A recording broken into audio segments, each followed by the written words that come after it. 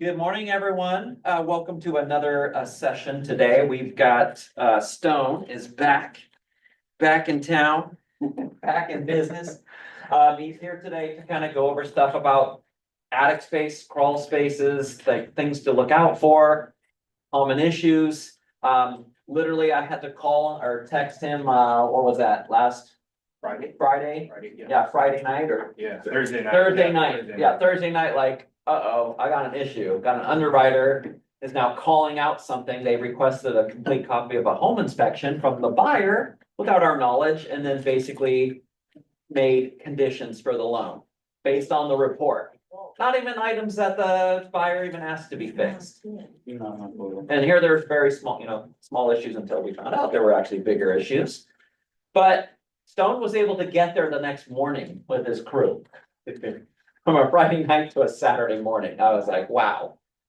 So every single time he's come in and supported us, it's like, love all the work that you've done. You've had clients pay at closing.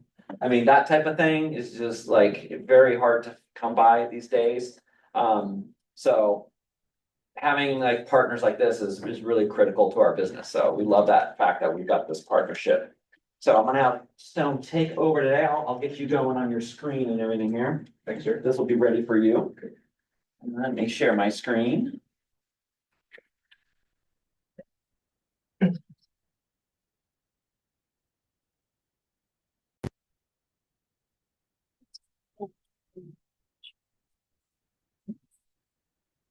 Some question is because it was a Friday night call out and Saturday morning show, due to like an emergency fee. Not really. Yeah. I mean, now we, our team being, growing. So, we have more people in the team. Certainly we have more flexibilities. In our type of work, we also work with a bunch of pest control companies, so there's a lot of, more urgent jobs that we've done, within a few days. So, yeah. Yep. Well, afternoon, everyone. Thanks for having me. Thank you so much for making the time here today. So basically today I'm presenting a informational session about common issues and solutions in attic and crawl space.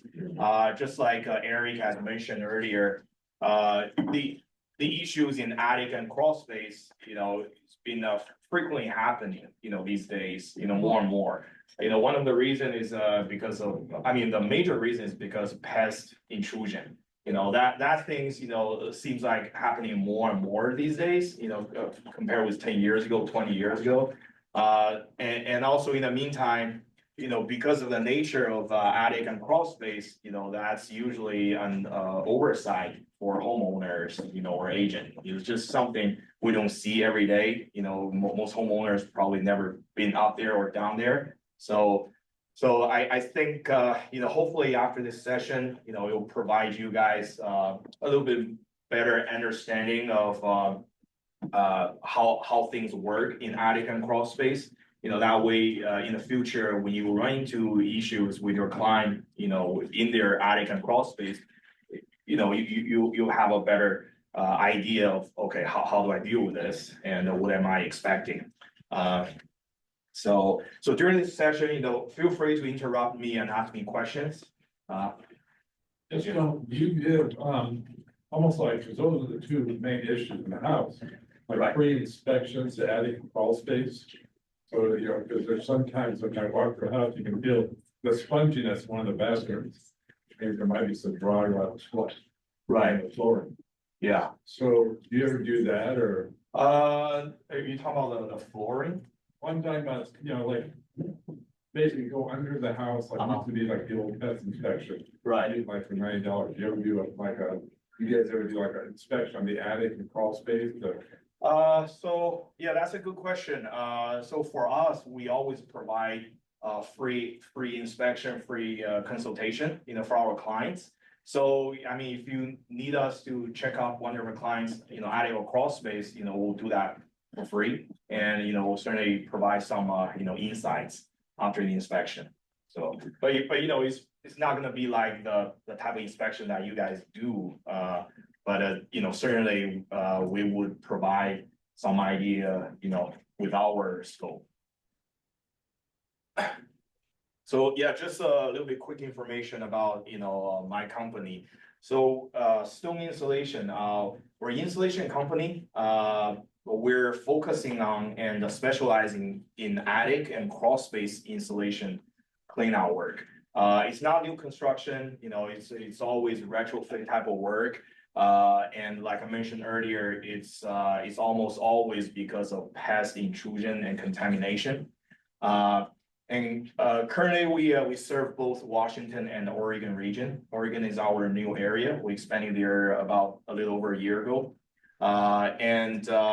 Because of the nature of our type of work, currently we contract with 30 plus pest control companies, including Orkin, Terminix, Saela, EcoShield, and a bunch of local companies.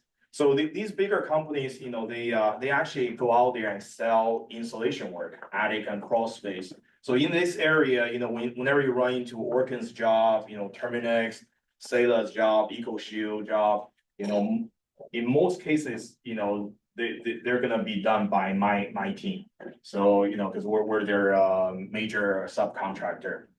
And also, currently we're the strategic vendor partner for WSPMA, which is Washington State Pest Management Association, and also the Oregon Pest Control Association. We also work with a lot of agents. Yes, so that's a little bit of information about my company. Let's get into the topics. So today I would like to talk about four major common issues in attic and crawl space. They're number one, infestation. Number two, mold. Number three, standing water in crawl space. Number four, which is entry points. This is regarding the pest intrusion. So let's start with topic number one, infestation. So these you probably seen this in one of your inspection reports, and this is the crawl space. This is a crawl space. This is an attic. It's another crawl space. Whenever you see this, you know it is pest intrusion and contamination. You know they're usually contaminated, you know, damaged by rodent activities. You know, it could be other animals, you know, possums, raccoons. You know, in the attic could be you know, birds, bats. So that's yeah. So these are, you know, frequently happening in crawl space and attic. And whenever these things happen, whenever you see this, you know, you usually come with a surprise to the homeowners. But for this type of work, you know, it's very unfortunate, but it's usually, you know, almost never, you know, a partial work can fix the issue. Because sometimes we run into the customer, they're like, hey, you know, this is so expensive. You know, can you just repair and fix partial of the crawl space or partial of the attic? You know, unfortunately, the answer is no. Because the reason for this type of work is because of, you know, pest intrusion and contamination. Let's say if you only, you know, remove and repair partial of it, you don't know if the other partial, you know, has nestings or activities, right? So it could happen, you know, after you finish this partial work, and then, you know, a couple weeks later, you know, they got contaminated again. So whenever you run into this situation, you know, it's safe to tell the client you're probably you are going to be looking at a full clean out work, which is full removal of all the old insulation, old vapor barrier, debris and everything, and then reinstall the new insulation, new vapor barrier. So why attic and crawl space, you know, have so many you know, issues like this? First is because the seclusion and low disturbance of the attic and crawl space. These areas are really accessed by humans. You know, they're just ideal hitting spot for pests and the rodents. Second, you know, the nesting environment, the insulation is warm. it it provides the best environment for past activities, unfortunately. And third reason, which is another major reason, which is there are just so many entry points in attic and crawl space. Because these areas are considered as exterior. And there are so many air vents, small openings, cracks. Some especially some older homes. It's just so easy for pests and rodents, these animals to get in. Now, what are the solutions? So for the attic, you're gonna be looking at a attic cleanout process. How it works is we start with remove and dispose all the old insulation, all the debris, the feces, carcasses, everything. So I'm gonna show you a picture really quick. So this is the process, for attic. We usually use a commercial grade vacuum machine, suck everything out. For certain attics, their old insulation were bats. For those situations, we'll just hand back, back up all the old insulation, but we're still gonna use the same machine to vacuum out, all the debris. Trying to jump, yeah, so these two are attics. So this shows, what it looks like after you clean up everything. And usually, rodent exclusion, which is sealing all the entry points, is one of the very essential procedure during this process. And that happens right after you clean out everything because it's wide open. That's the best time, to look for all the entry points. So yes, so that's attic. So we remove everything and then we do deodorize, we do sanitize, and we do the rodent exclusion, which is the, sealing up all the entry points that I just mentioned. And then after that, we're gonna install the new insulation. The new insulation for attic, the most popular ones are fiberglass blown-in or cellulose blown-in. That's the most common ones. Some customers, they prefer cladded insulation. And for this process, one thing I'd like to mention, so because we deal with different situation of jobs, like some jobs, when we work with you guys, there is a urgency to get the job done, right? For that situation, we usually just get this whole process done 1 day or 2 days, right? But for a regular customer, if someone really wants to, deal with a rodent or pest, issue properly, correctly, what we usually do is we would separate this whole phase to 2 different phases. Phase number 1 is we clean out everything. We do the rodent exclusion, look for all the entry points, seal them up, and then we wait for a week or 2 weeks to monitor, just make sure that, we covered all the entry points. Because there's a chance that we missed some, right? So that's something I'd like to point out. But I mean, of course, there is no absolute right or wrong, either way, it's just, for ideally, I would prefer to separate this whole process to 2 different phases. Yes, and the install part also includes, the cardboard attic ventilation baffles, which is a very huge thing in attic.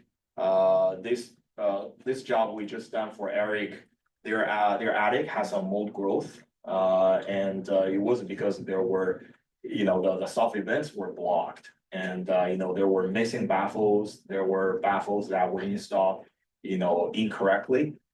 So that's a huge part of this work.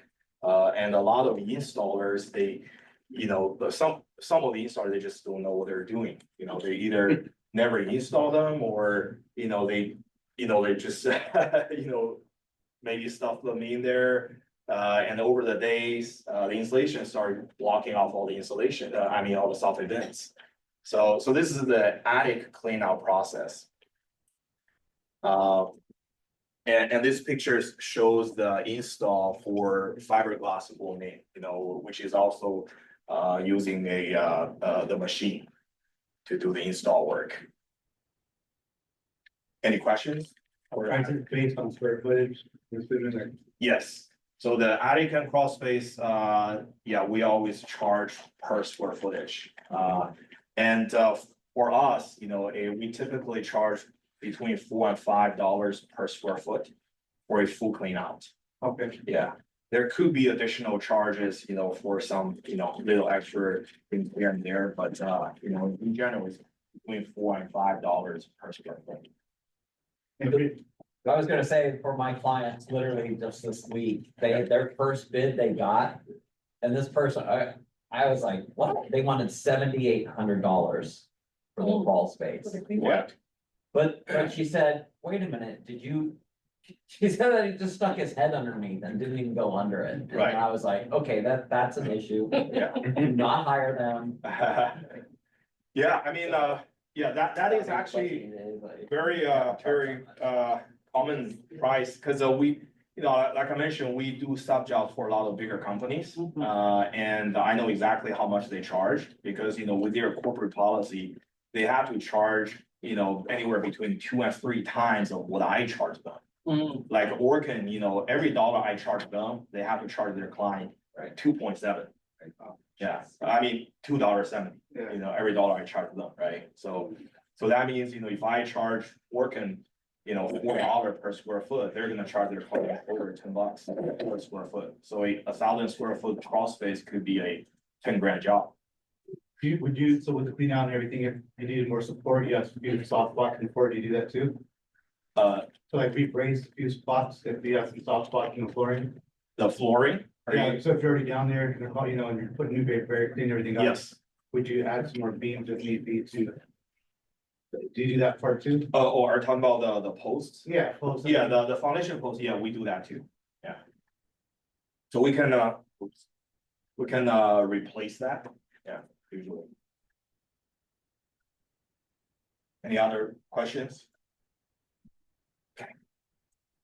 And then, let's move on to crawl space clean out, which is essentially the same logic, you remove, clear out all the old stuff. And then you reinstall the new one. Of course, ideally, we'd hope to, for this process, we'd hope to separate 2 different phases, give it a week or 2, just monitor. And the only, there are definitely some differences in crawl space work. First, the installation is always a batted installation because they're installed, on the subfloor. So it's always batted installation.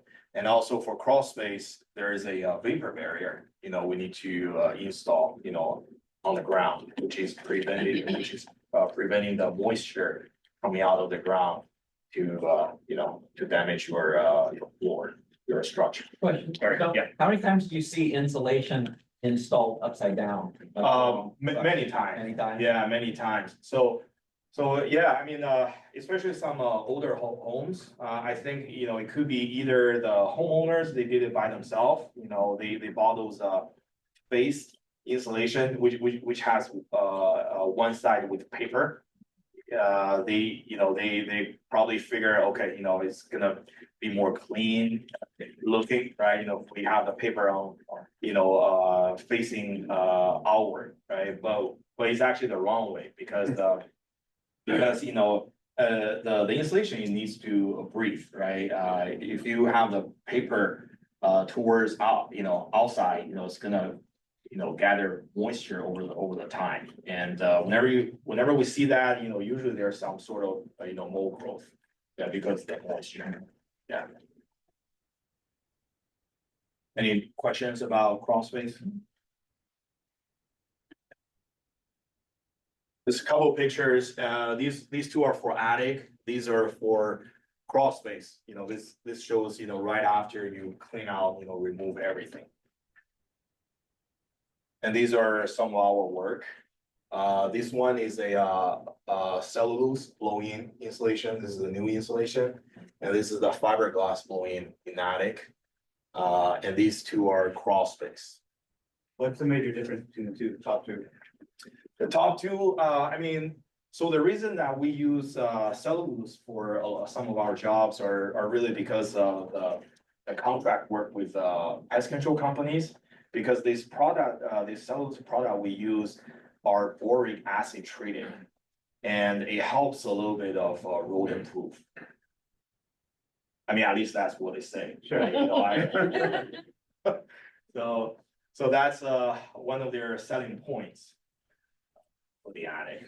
I mean, me personally, I prefer fiberglass blown in. It's just much more clean. Mhm. The cellulose, they're recycled paper. It's very dusty. Yeah, so me and my installers are never a fan of cellulose. Yeah, Good to know. yeah. Is that the fiberglass, the cellulose? So this is the fiberglass. Okay. And this is the cellulose. And you're not a fan of that one? I'm not a fan of this one.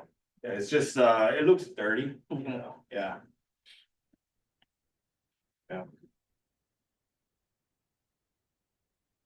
And these are a couple more pictures of our work in crawl space as well. We do provide white color vapor barrier. So by code, the vapor barrier has to be opaque. No, they cannot be clear or transparent. So black or white, you know, can both be okay. But they need to have a minimum of 6 mil thickness. Mhm. So you see a lot of houses, you know, their vapor barrier are, you know, clear plastic, which is wrong. And some of them are like a 2 mil or 4 mil, you know, that's not, you know, that does not meet the code either.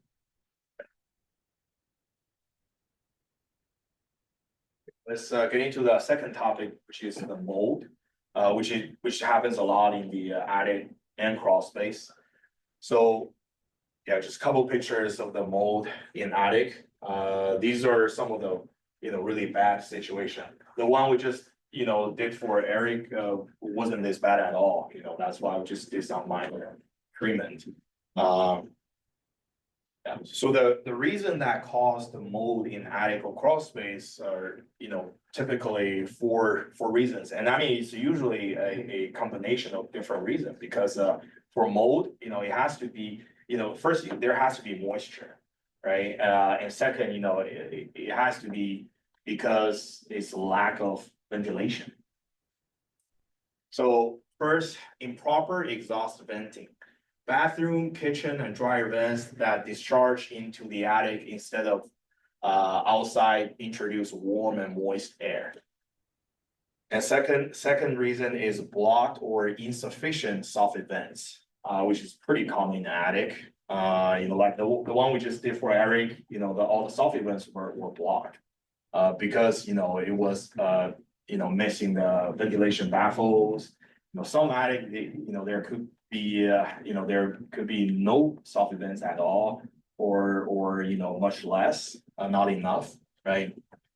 And third is roof leaks. You know, there has to be some, source of the water, right? You know, we talk about mold. And four is, the fourth reason, you know, is just for crawl space, lack of vapor barrier. So whenever you see a crawl space, there is no vapor barrier, you know, there's a good chance that, there's some mold going on, yeah. Because the vapor barrier blocks moisture from the ground from seeping into the crawl space, reducing humidity levels and preventing condensations. A minimum thickness of 6 mil vapor barrier is typically required.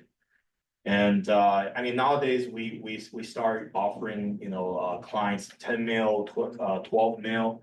And for encapsulation, you know, they usually do 20 mils. Yeah, so. Yeah, 20 mil, yes, pretty thick. See that. Yeah. Just a couple of pictures, you know, you guys probably are gonna see this a lot in inspection report.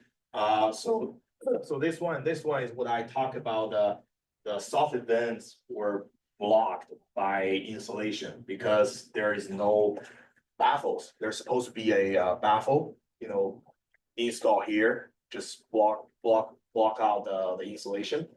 But now, because there's no baffles, and all the insulation are blocking off the soffit vents. Which is And the airflow? airflow, yeah. because, you know, the attic and crawl space, they all have vents, right? You need, you know, airflow in this area.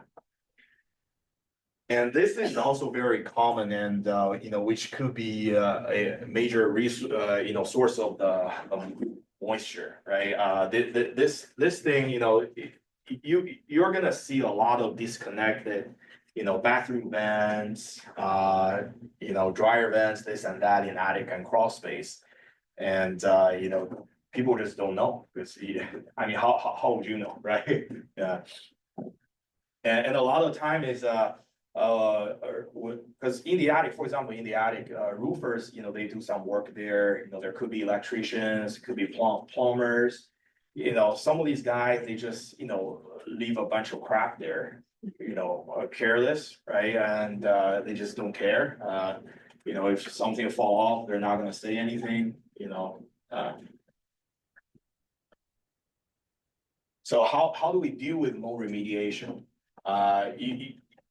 Usually it comes with 3 steps. First, we're gonna use a special, you know, air vacuum to remove some of the loose spores. And then second, you know, which is the first layer of the treatment, we typically use concrobium, a liquid chemical. You know, we use it by spray or fogging, to apply to all the contaminated, you know, area. And another, for more severe situation, like the pictures I showed you guys earlier, we would apply a second layer, which is a mold killing primer. It's basically a paint, and you know, as a encapsulating coating to prevent the future growth. Here are some pictures. So, okay, real quick about the ventilation baffles. So this is what I was talking about. This is actually very common now. You know, you're gonna need these baffles, you know, to, you know, keep this space open, right? So the vents, you know, they're gonna keep their airflow. These stone, do they staple those or they? how do Yes, they stable it. Stable, Yep, they stable it. that's how they usually fall off or break, because when they. Right, shove yeah. More insulation in it. Yep. So like the one we did for your client, you know, first we would clear off, you know, the insulation, and then we, you know, we install new, and there were some old baffles, you know, we just repaired them, right? Yeah. And this thing is a bathroom vent, you know, usually it's missing this adapter thing, right? And that's where you access through the roof, you know, and that usually, you know, generates some, you know, some moist. So yeah, so that typically you're gonna need a adapter. And that just, you know, explains how the baffle works with the insulation. It seems like nowadays, I think a lot of work homes are getting more roof vents. Roof, yeah, more roof And it vents, yeah. seems like that's, I mean, every code I know always constantly gets updated and changed. Yep, exactly. I think a lot of times home inspectors these days, I think they call for that, for more air or for roof Right, vents to be yeah. installed rather than Yes, here's block baffles that Yep, work, right? yep, exactly, yeah. So they're very common vents, roof vents, it's called the AF50. We actually do that as well, but mostly roofers, they do that. So that's something, you know, you can always provide customer for a upgrading the airflow situation in the attic. Where you got a severe case of mold, is there some certification required by the state that you have to provide? Not in Washington State, not in Washington, not in Oregon. So do you provide any certification for mold? So we provide, I mean, just like other scope of work, what we provide is basically, you know, an invoice or receipt, you know, basically showing that this, you know, particular scope of work is completed. So that's how it works, but not exactly a certificate. Yeah, and it's not required, or there's really no certificate for that. Because I know That I makes sense. was involved down in on a condominium project where there was some mold, and the state was involved, and they required certain conditions be rectified before they approved That's probably for occupancy, maybe eventually for something that was Yeah, really bad. Well, it's already been occupied, someone turned it into the state because of the mold situation, and they required certain ventilation and things be accomplished. It was in a different county, okay. King County, but I think, as long as, you know, the building is meeting the code, you know, I think that will just work just fine.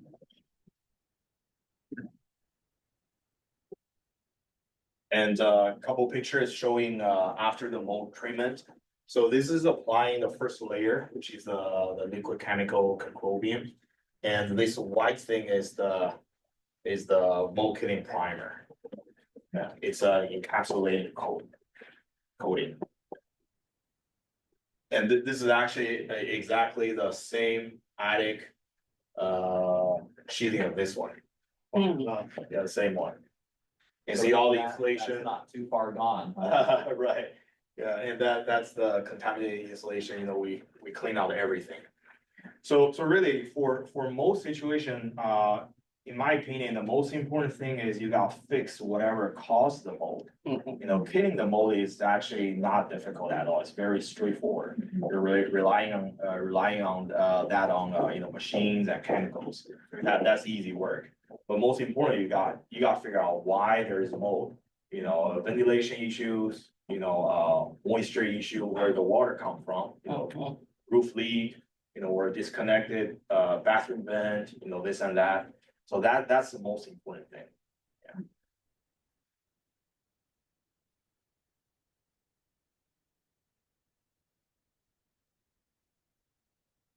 Now let's get into the third common issue in crawl space, which is standing water.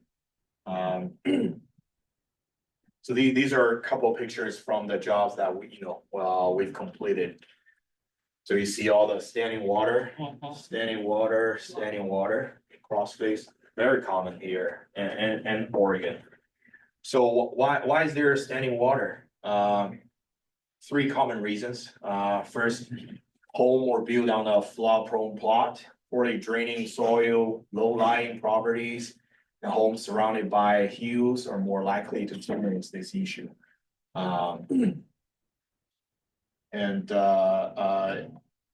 During heavy rains, snowstorms, and spring runoff, we actually recently did a sump pump job. There's literally a spring right behind the house. Yeah. And second, heavy rainfall flooding area, you know, here in Oregon, you know, we got, you know, very long raining season. That definitely, you know, help contribute this common situation. And third, which is poor drainage around the foundation. If the home's grading or drainage system is inadequate, water may flow toward the foundation instead of away from it. Blocked gutters or downspouts that don't direct water far enough from the house can also contribute to this situation. So how do we deal with standing water? I mean, in most cases, you know, this crawl space is gonna need a sump pump and crawl drainage system. And when we talk about sump pump, it's a full package. It's not just a pump. Because we've seen a lot of homeowners, they just buy a pump, they just install it, you know, themselves in the crawl space, but that's not how it works. So how it works is the sump pump is only part of this full package. You know, we're gonna put the pump at the lowest point in the crawl space. And a more essential part of this package is a trenching, is a drainage. Usually we do the trenching, you know, a foot and a half deep, you know, along the perimeter. And then we install the perforated pipes with lava rocks and connect with the sump pump machine. And then the pump is gonna axe out, you know, the water constantly. How it works is that, you know, in this pump, you know, whenever the water gets to a certain point, you know, start pumping out. It's not like running all the time, but whenever the water gets to a certain level. Yeah. So, yeah. That's about sump pump. That's a good looking system, like some of the couple ones I've seen installed. Right, like, yeah. In the past. Good. Yeah, so yeah, this is one of our work. Cutter. Yeah, and we use a lava rocks. Lava rocks, you know, it filters better, but it's more expensive. Yeah. So every basement needs a sump pump, basically. Uh, Say not all basements. Not all, I would say, you know, here in Washington, Oregon, you know, it's, you know, definitely preferred. And I think, almost all the new constructions, they always put one there, yeah. Do you require the pump be on a separate circuit? I'm sorry?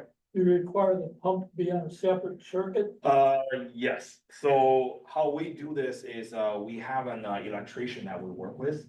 Usually, we would install a new, outlet, you know, right by the sump pump. What if it needs a French drain on the outside because the water's getting here? Yeah, we deal with that too. Yeah. But usually we just connect with the downspout. Yeah, for the exit.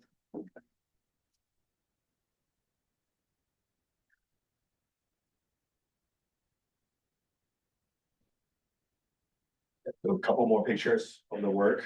So this is the trenching. The trenching is the perforated pipes, lava rocks. And the pump, So all that for the sump pump. yes.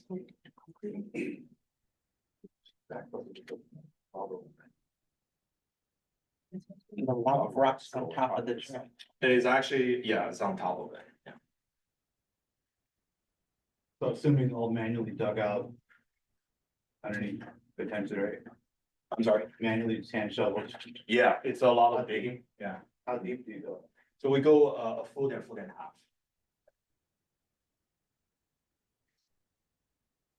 Yeah, it's a very labor intensive job. Yeah, and this one is a pretty good height, you know, crawl space. There are very tight ones. Can you tell how much did this particular job cost for So- something like that? So for sump pump, so for us, you know, whenever we do this, sump pump, you know, it comes with a vapor barrier. Okay. Yeah, say you don't wanna deal with anything with the installation, right? Only sump pump, but you would have to remove the old vapor barrier. And after the work done, you have to install a new vapor barrier. So vapor barrier is always part of the sump pump, you know, work. And we typically charge $4.50 per square foot.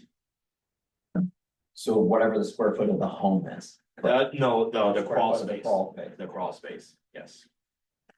So let's say 1,000 square foot, you know, we were looking 4,500. So each job that you come out to, do you first measure the outside of the house? Is that Oh, what you do? good question, How do you do yeah. that? So square footage, that's a really good question. Square footage, we almost always match the county record, you know, data. It's usually the first floor square footage, considering there is no basement. Yeah, and that is almost always accurate. Yeah, because you know, we work with different, you know, contractors, pest control companies, you know, we run into some measurement, you know, mistakes of the square footage, and the county record is almost always accurate. Attic is a little bit tricky though, yeah, because there could be voltage seating. Yeah, and also for attic, you know, the garage attic, you know, they could be connected with the main attic. In that case, you would have to do it, you know, all together. What kind of alarm system is there so you know whether the sump pump is working or not? Good question. We don't really have an alarm system. You know, I guess, you just gotta, I mean, you're gonna hear the sound. Yeah, you know, if you, Process. yeah, if you, yeah, you just got to constantly, check on it. You know, I think it's part of the, you know, the work that you have to do as a homeowner. Pay attention in your crawl space and attic. Check up, you know, either yourself or hire somebody, check up regularly. So, cool. The electricity is out. If the, yeah. if the electricity is out, but the thing is, you know, if it's only out for like a day, 2 day or something, I wouldn't think, it's gonna cause problem with it, and of course, as soon as the power is back on, you know, it's gonna start working again. And you know, the water is usually gonna be under the vapor barrier anyways, so. Question, how did they find out that the crawl space was bad like that before with water? Did they, How do they find out? yeah, was it Uh, inspection or was something going on? Yeah, that's a good question. Usually an inspection, cause a lot of homeowners, they just don't know. Cause I mean, why would you, open up the crawl space, right? So that thing could have been there happening for years and they wouldn't. Exactly, yeah, so. Yeah, so whenever, when you find out that, you know, there could be, you know, some mold growth, you know, this and that already, so. Yeah, so that, you know, that's the thing, attic and crawl space, they're, you know, oversight for homeowners. So I guess that's, you know, some knowledge that I think homeowners should know, have someone, you know, or yourself, check out your crawl space attic regularly. Because our type of work, you know, if we, you know, after our work done, really, if you keep up a good maintenance, it's gonna last, you know, a very long time, you know, 10, 15, 20 years. You know, until you want to further upgrade, right? Yeah. Any more questions? So number 4, which is entry points. So that's really the very essential procedure of this whole installation clean out work, because if you don't fix the entry points, I mean, what's the point of doing this, the whole thing, right? Because if you don't seal out all the entry points, you know, a couple of weeks, couple months later, they're gonna contaminate everything again. So couple common entry points. One, soffit vents, roof vents, foundation vents. So when we're talking about vents, we're talking about the mesh screens, right? So you're gonna see a lot of, you know, torn up, you know, or even missing vents. And that's definitely, you know, easy entry points for pests. And second, construction gaps. Roof line gaps, eaves gaps, siding gaps, foundation gaps can develop over time due to settling or poor sealing during construction, which is very common. Number 3, open crawl space doors. That's the one we just did for Eric's client. You know, they miss it's the exterior access for the crawl space, and it's missing a vertical frame, you know, access door. You know, it's a must, you know, it's needed for exterior access the crawl space.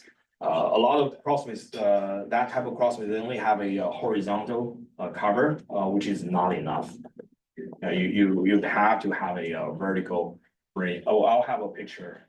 You know. Plus later. those lids are like janky most of the time, or. Exactly. How they connect it to the foundation is usually bad, and it's like a gap. Right, exactly, Always. yeah. So the lid is, you know, usually the purpose for that is preventing the water, you know, getting in. But it's definitely not for rodent, you know, rodent proof purpose. I believe I have a picture, yes, right here. So it's missing a, you know, door, right? And we need something like that. Yeah.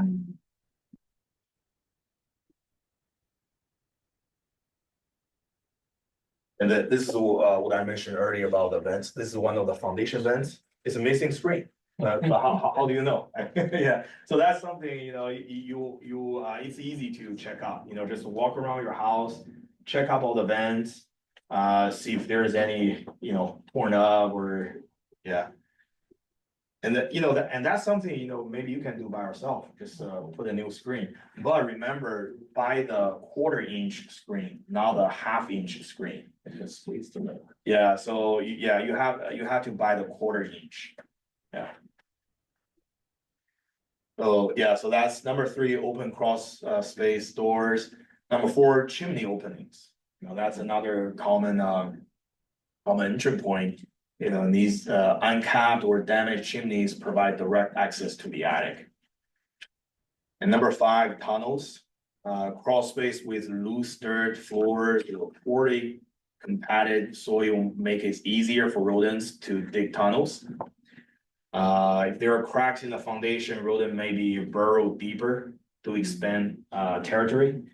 So to deal with that situation, some of my pest control partners, they do this trenching exclusion. How they do is they dig 2 foot around the perimeter, and then they make this mesh screen a L shape, and then they use screws to secure them, and then they put back the dirt. Some of them they put back some rocks.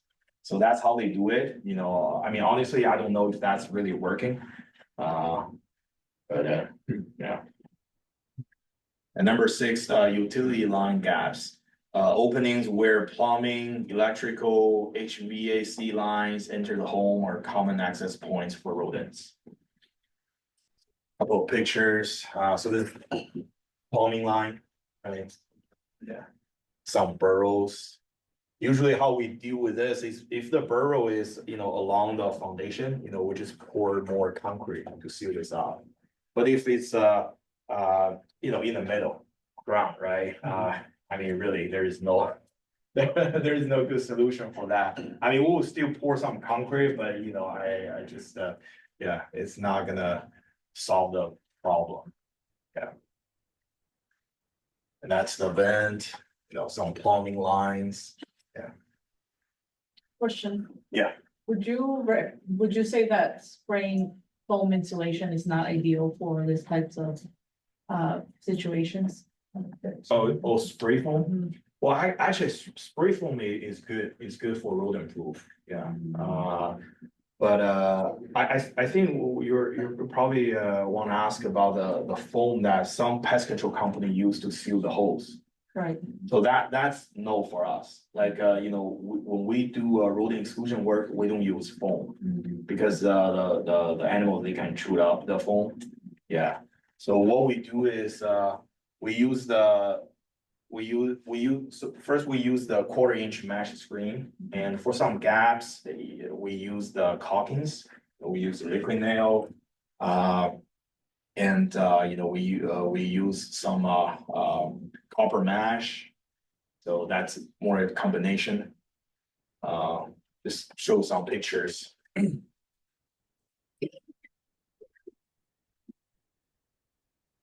Yeah, it's usually the mesh screens, yeah. And here you see the copper mesh, yeah, and some caulking.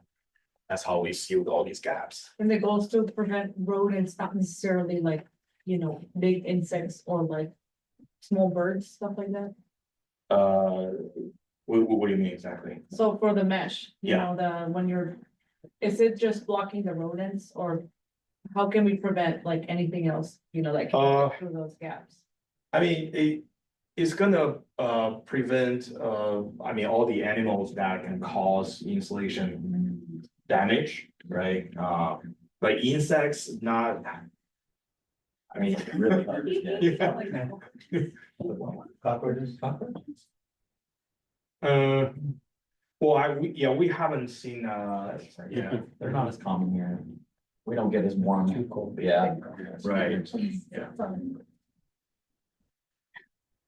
So, Yeah. so what's the strangest thing you guys have ever found in an attic or crawl space? Man. I mean, we just, it's very nasty work, very nasty. There could be all kinds of stuff. Like the other day, we ran into a job. There are a lot of human feces in the crawl space. Yeah, and yeah. Was it in Seattle? Homeless? Huh? Yeah, homeless. That one, I think was just their waistline where, you know, like it burst out or something, yeah. But yes, actually, we did a crawl space project for a multifamily project. I think, that area, they have a lot of homeless going in there. So yeah, we saw some like needles, this and that in the crawl space. Yeah. Yeah. Stuff to deal with. No, not at all. Yeah, in crawl space, yeah, a lot of water. And older homes, particularly in South, like Tacoma area, we run into a lot of asbestos. Yeah, we don't deal with that, but we have a partner that we work with. Usually how it works is whenever you see asbestos, obviously my team, they have to walk away. And then I would call my abatement company partner, come in and remove all the asbestos or encapsulate them. So we can come back and resume our work. So that's another, How often do you recommend getting it checked if we had asbestos in the past and it was redone? Like how, would it be good to do like a year check? Because our house had it really bad before we bought it last year. right, And then like the whole crawl space that we were done in Tacoma. yeah. But I was with rain and stuff, with the new season, I wasn't sure if like we should check it again now that it's been almost a year. So, It's been redone or? the asbestos, did someone remove them? I mean, if they were properly removed, they're not gonna come back, right? Yeah, it's not like a mold, right? They're not gonna grow back. Asbestos is just older type of, they were applied as insulation, in the past. So if they did a good job, you shouldn't worry about that, yeah. As long as they remove everything, but some of the, yeah. Some of them, they didn't remove everything, yeah. And I mean, asbestos, because it's in attic and crawl space, it's not exposing to you directly, so it's not really harmful for you to, to be concerned about. It's just, if you need, like insulation workers like us or some other workers to do some work in the attic and crawl space, they're not, allowed to work, around the asbestos. And Stone, what kind of tips would you say for a seller who's preparing their home for sale that they should kind of potentially do, or things to Right. check first? Yeah, I mean, obviously, you would want a inspection for the attic and crawl space to see what's the situation, right? And I mean, as a homeowner, if you keep up good maintenance, in your attic and crawl space, you wouldn't need to worry about this too much. But if, this house is ready to sell, I mean, I guess it's too late, to do anything to change that, right? But of course, inspection to understand what's really going on there. So you can, usually it's these couple issues, right? So I think the purpose of this is more of providing you a more system idea, what's going on there, what needs to be done. And of course, I can give you guys some idea of the dollar amount that you're gonna be looking at. So for attic and crawl space, full clean out, if remove, reinstall everything, full service.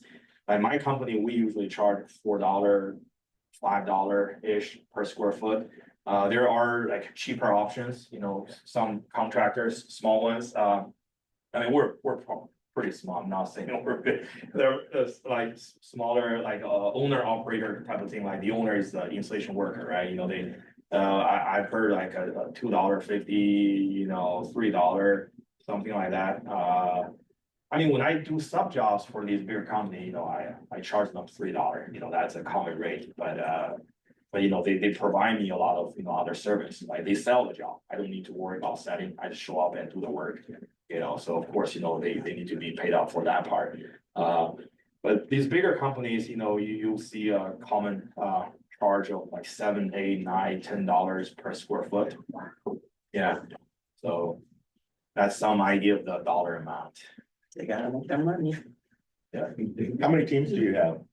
So right now here, Washington, I have 6, 7 full-time crews. In Portland, I have 2 full-time crews. Like today right now we have 2 jobs going in Portland, and we have 5 jobs going here, yeah. So, yeah, Yeah. different sizes, yeah. Eric has mentioned what's the worst thing, you found under a house. I found this one inspector and he found a cougar. He was gonna go under there and see his eyes jump back. It was an one of those open crawl spaces. Right. Slammed, he stood on the lid. Uh-huh. So, Control, Yeah. and they came out. so in Washington, I mean, I guess in other states too, by law, we cannot, you know, do anything with the animals, we cannot kill them or anything, right? So, like the other day, we had a job in Spanaway, you know, like my guys were working, you know, they were already working there a few hours, and then a raccoon showed up, you know, being like, were attacking them. You know, obviously we couldn't kill the raccoon, right? So what we did was we bought those cage, I don't know what's that called, that cage thing, right? We bought that, you know, we set it up at the entry, right? And then we just left, yeah. And then we would have to wait until, you know, that raccoon got caught. And then we released him, right? You know, yeah. And then we can come back and resume the work. So I guess, you know, for that situation, you know, yeah. I've seen different animals, you know, like there was another job in Portland, like the entire process, so that crawl space was contaminated by a bunch of what do you call that? Bobcats or yeah. So yeah, like entire process, there were like a whole family of cats were just standing there and watching us work. Yeah, but of course, before we sealed up the entry points, we had to push them out, right? Yeah, so what we do is just push them out. Yeah, same for other animals, you know, like bats in the attic, you know, or birds. You mix bobcats. Yes. So, Have you ever run into bees nests in the attic?